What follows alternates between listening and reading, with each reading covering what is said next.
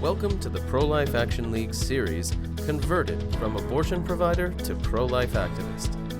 In the following talk, former abortionist Anthony Levatino tells the moving story of why he quit doing abortions and joined the pro-life movement. Good morning, everyone. Welcome. As Joe said, it's scary as you get older. You know, when I was younger, I hear older people talk about how life is short, and I would just think, oh, they're just a bunch of old farts with bad memories. And I turned 60 just a few weeks ago, and now I know what they were talking about. They're a lot smarter than I thought they were. It's a little spooky, as I said, Joe said, it was November 1987, 25 years ago, that Joe and Ann and I met. I reminded Joe that he called me a pig that day because I had not heard of the Pro-Life Action League. I was relatively new speaking in the pro-life movement, and I never actually told the story that I'll tell you in very abbreviated form in a few minutes. So I asked some pro-life people that I knew in Albany what they knew about Joe and Ann Scheidler, and they said, oh boy, Joe Scheidler, he's pretty radical. That's all I knew. And came to Chicago. And I was joking about having come to Chicago as a pig in a poke, and Joe got up and said, yeah, but what a pig it was. But anyway, it was the start of an absolutely wonderful relationship, and I am absolutely proud and grateful to call Joe and Ann Scheidler friends all these years.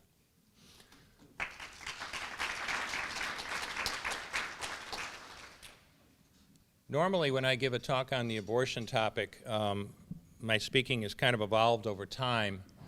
And one of the things I like to do, which is very difficult to do, especially with our public school systems where you can't get into the schools with a bribe, practically, is to be able to speak to young people.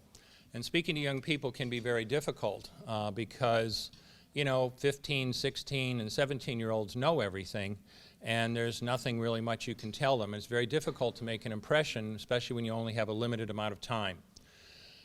So I normally, and one day going to one of these conferences, my wife and I were talking, and she suggested, you know, I said, maybe you should just describe an abortion, see what kind of reaction you get. And I did. I described a second trimester abortion that I was quite familiar with in detail to a group of high school students. And that's how I often start my talks. I'm not going to do that to you this morning. It's quite graphic, but it is 100% accurate. And that was quite an attention getter. My story, very briefly, was that I graduated from medical school in 1976 in Albany, New York. And if you asked me at the time what I thought about the abortion issue, I would not have hesitated for even a minute to tell you that I was pro-choice. This was a decision between a woman, her doctor, and no one else, most particularly the baby's father, had anything to say about it.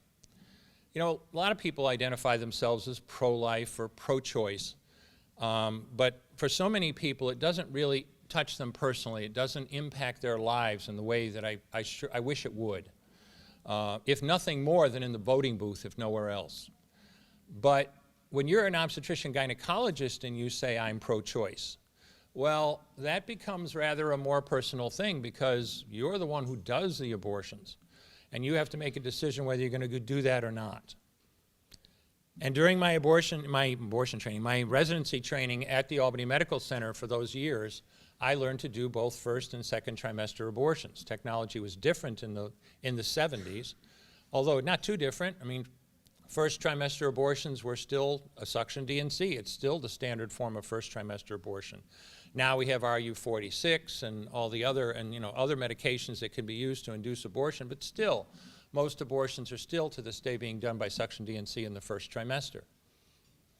Second trimester abortions then was rather more archaic. We were doing saline abortions, and these are not something that are done anymore. It's incredibly dangerous because you're injecting a very concentrated salt solution directly into the amniotic sac.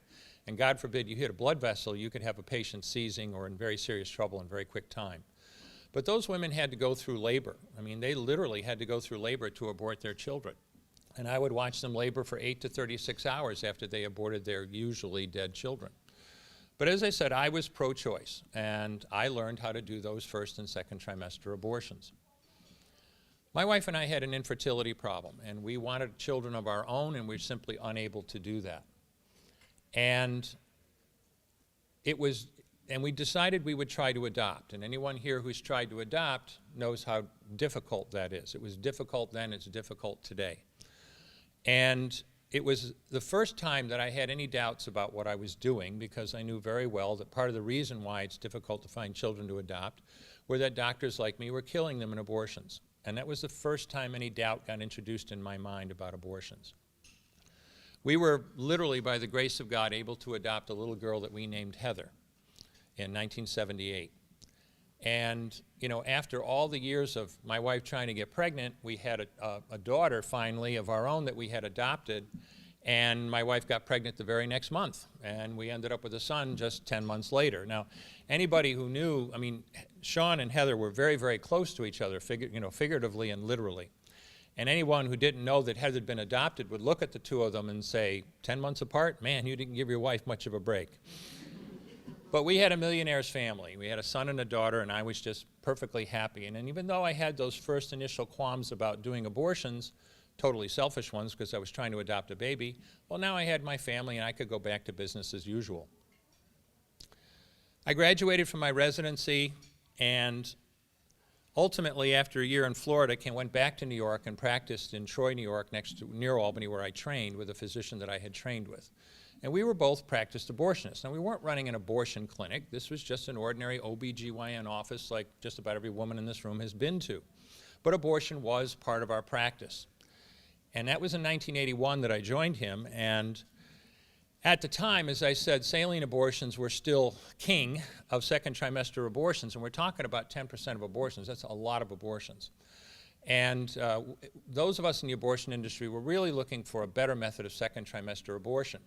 And that's when suction D&E abortion was developed. And my partner and I, no one else in town was doing them, and my partner and I saw an opportunity. So we trained ourselves to do second trimester D&E abortions. I just brought them along. I'm not going to give you a description, but basically, in so many words, you take an instrument like this called a Sofer clamp, and basically the surgery is that you literally tear a child to pieces. There's no, the suction is only for the fluid. The rest of it is literally dismembering that child piece by piece with an abortion instrument just like this one. Absolutely gut-wrenching procedure. Much better for the patients because they're asleep, and when they wake up, it's all over. But that's what I did for the next several years. And because we were willing to do this procedure, we were getting referrals from other practices.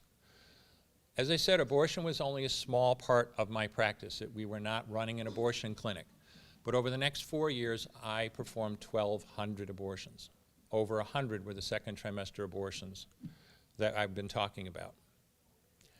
Everything changed very quickly on June 23rd, 1984. June 23rd, 1984 was a Saturday. It was a beautiful day in Albany where we lived.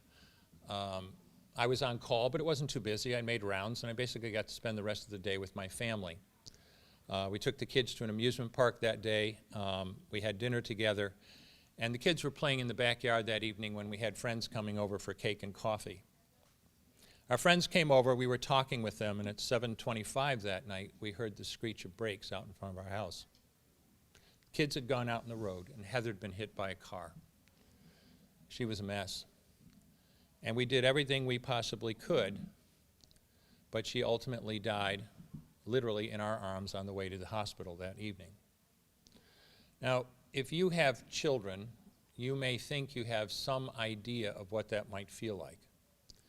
If you haven't been through that experience yourself, I promise you, you have no idea what it feels like.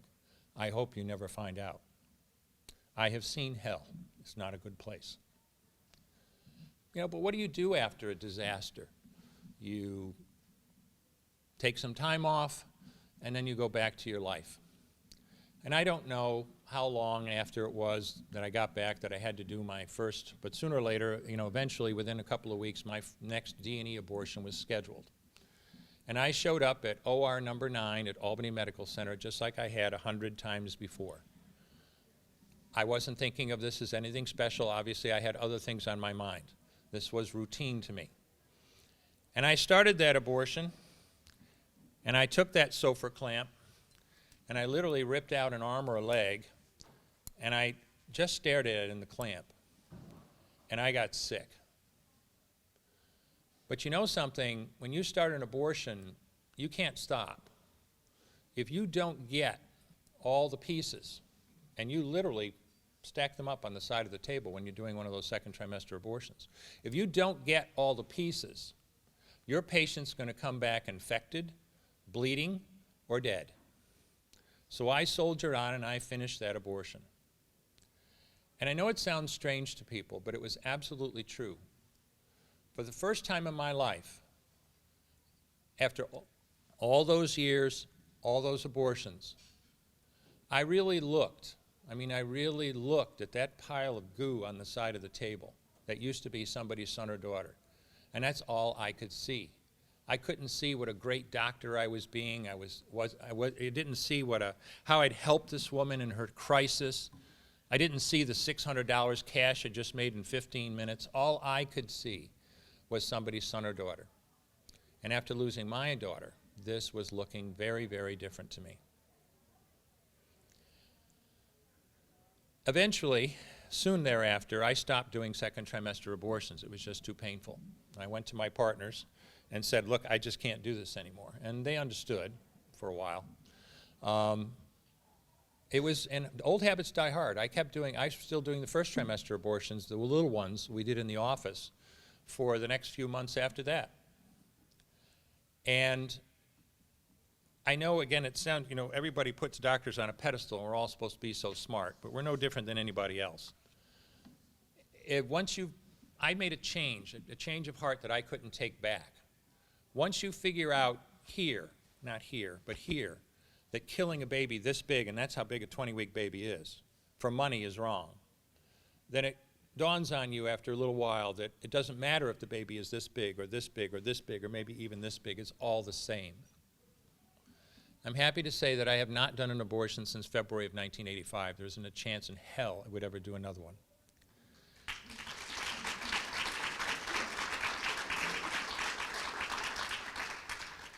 I always tell people, not doing abortions is one thing. And if you really listen to what I've just told you, if you really look between the lines, you'll realize the only reason I stopped doing abortions is because I hurt. It was strictly emotional and it was strictly selfish. Get involved in the pro-life movement? Not a chance. Everybody in the abortion industry knows that everybody involved in the pro-life industry is a kook. I know this because CNN tells me so, and they would never lie to me. It was maybe 7 months or 8 months after I stopped doing abortions when my wife came home and said that we'd been invited to a pro-life potluck dinner, and I laughed. I said, why would I want to go to some pro-life potluck dinner with a bunch of kooks? And as it happened, of course now I understand that coincidence, there is no such thing as coincidence. As it happened, I had an out, we had another commitment that night, but the pro-life potluck dinner was literally on the road to where we were going that evening. We had to pass it to go where we were going. And I looked at her and I said, what the heck, just for giggles, let's stop at the pro-life potluck dinner.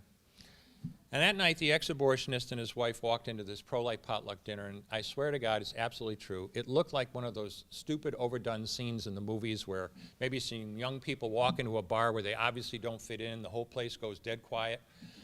I'm telling you, I walked in there, everybody looked up, and the place went dead quiet.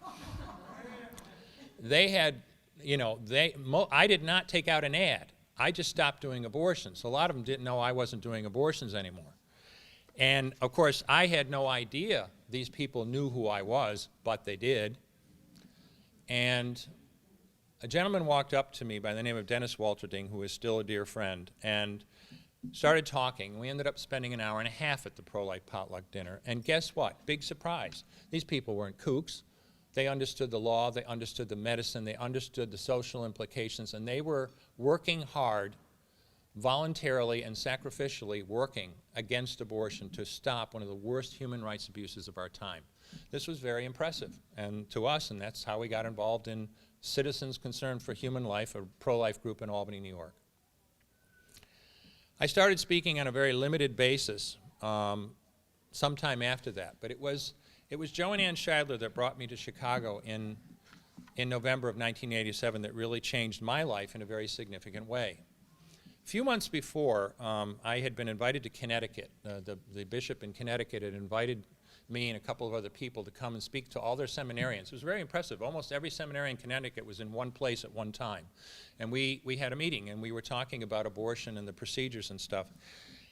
And at lunch, that bishop asked, or it wasn't the bishop, it was his chancellor who I was talking to, was talking to me, and he said, well, yeah, you told us some great things, and we appreciate your coming, but why did you stop doing abortion? See, because even though I was speaking a little bit, I never told anybody why.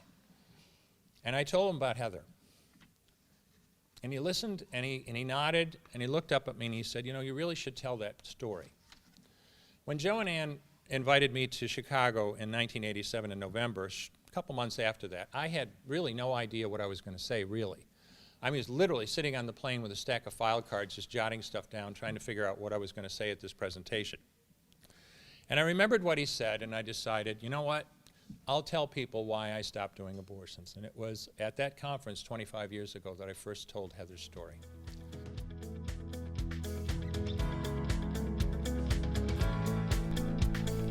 Thank you for listening to this talk from the Pro-Life Action League's conference, Converted from Abortion Provider to Pro-Life Activist, held on September 22nd, 2012 in Chicago, Illinois. For more talks from this conference or more information on the work of the Pro-Life Action League, visit prolifeaction.org.